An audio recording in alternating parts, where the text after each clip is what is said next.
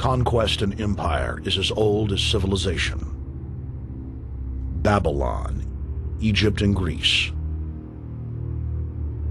They all built empires in an attempt to rule the world. The Roman system at its peak dominated the known world.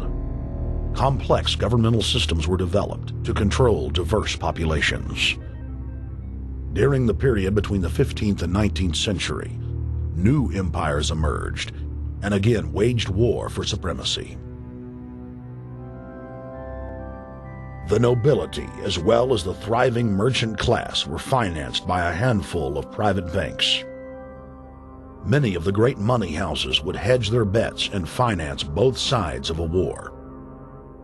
Sophisticated intelligence-gathering networks gave the financiers a clear edge over the governments they were slowly gaining control of. On the 18th of June, 1815, agents of the British arm of the Rothschild family looked on as Emperor Napoleon Bonaparte fought desperately to save his army from the jaws of a British-Prussian pincer attack. A Rothschild agent was able to get the news of Napoleon's defeat at the hands of Lord Wellington to Nathan Rothschild a full 20 hours before the news reached London.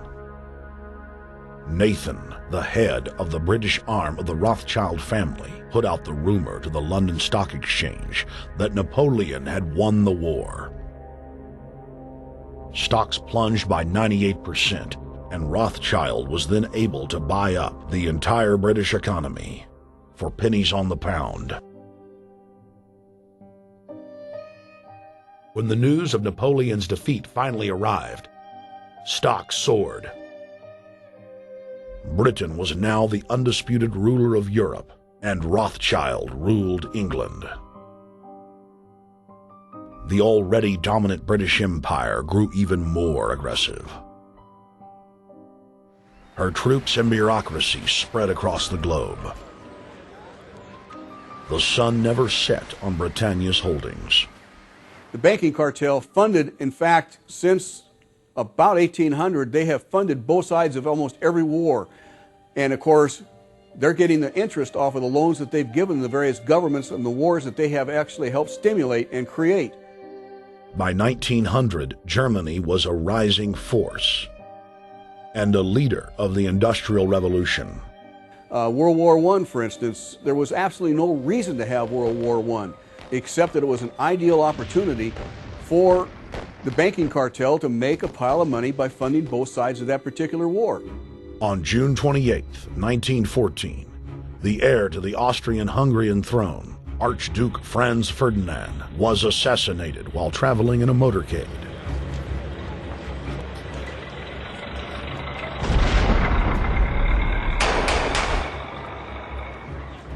The Black Hand, a Serbian secret society with connections to French and British intelligence, took credit.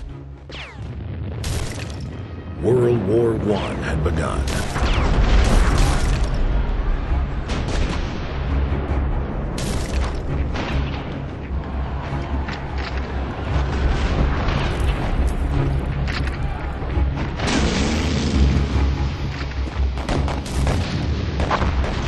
Armaments companies financed by Rothschild-controlled banks in Germany, France, England, and Austria bankrolled all the factions.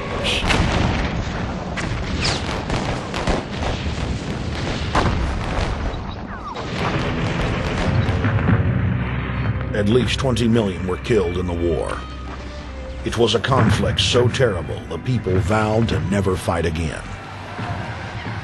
They dubbed it the War to End All Wars. Question is, why did they want war? Well, first of all, is money and power. But secondly, they wanted to create the League of Nations. They had this in their plans all along, and as a consequence, once the war was over or about to be over, they began to formulate this idea of a League of Nations so this would never ever happen again. Hundreds of years of practice made the British experts at hiding their empire behind puppet governments and councils. In the name of stopping all future conflicts, they proposed that countries would join a League of Nations. Their true intention was for the League to serve as a framework for world government. President Woodrow Wilson, who had spearheaded the establishment of the private Federal Reserve System in the United States in 1913, strongly supported the establishment of the League of Nations. Woodrow Wilson was a very naive president. He was basically a college professor that was grafted into this whole system. The League convened in Paris in 1919, but many nations recognized it as a threat to their sovereignty and refused to join. Frustrated by the U.S. Congress blocking the League of Nations, British intelligence, with the help of the Rockefeller family, set up the Council on Foreign Relations in New York City in 1921. The Council recruited the best and brightest of American life to support the growth of the Anglo-American Empire. The CFR's stated mission is to abolish all nation-states in favor of an all-powerful world government administered by a tiny elite. By 1930, the promoters of world government had split into two interlocking camps: the Fabian Socialists centered in London, and the Fascist based in Italy and Germany. National Socialism will use its own revolution for establishing a new world order. Adolf Hitler.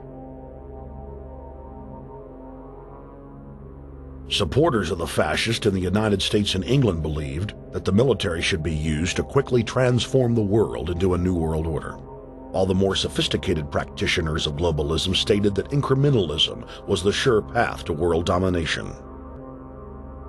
Congressional Medal of Honor winner Major General Smedley Butler went public in 1934, exposing an attempt by the robber barons to launch a military overthrow of the United States. The war hero testified to the McCormick-Dickstein Committee in Congress that some of the most powerful men in America had tried to recruit him to lead a military coup so they could set up National Socialism in the United States.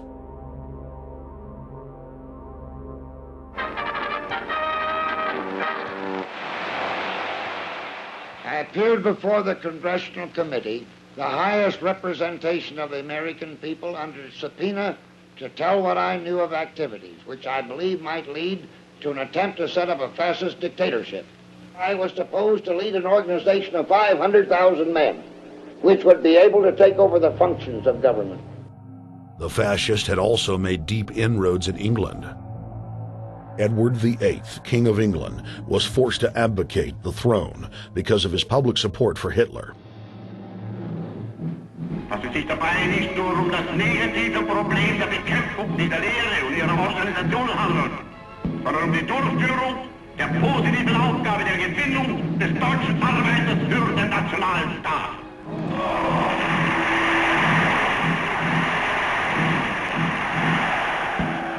Though the German-led fascist camp was strong, the Fabian Socialist bloc was able to maintain control of the U.S., Russia, and England.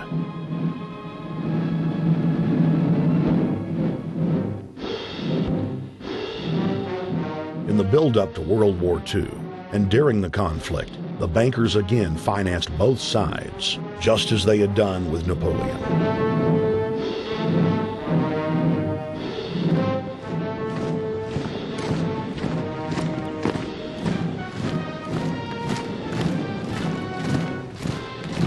With the rise and fall of the Third Reich, Europe lay in ruins.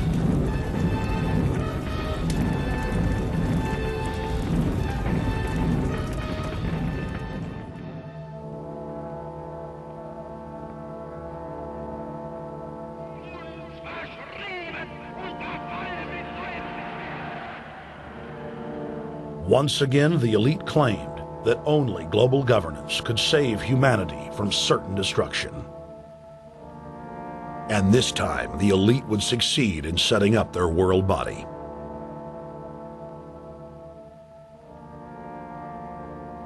In April of 1945, at the Presidio Naval Base in San Francisco, the United Nations was founded by the victors of World War II. The United Nations complex was then built in New York City on land donated by John D. Rockefeller. Shortly after the elite established the United Nations as their base in the United States, the newly formed World Council quickly began work on the next phase in their plan, the incremental formation of continental superstates. The first step in their trilateral plan was the creation of the European Union. Unifying Europe had been tried many times and was extremely unpopular. Where Napoleon and Hitler had failed to accomplish their goals using force, the globalists would succeed using stealth. The British spearheaded the formation of the Council of Europe on May 5, 1949. The Treaty of London claimed to only establish trade ties between European nations, like NAFTA or GATT in North America. Its true intention was the formation of a European superstate.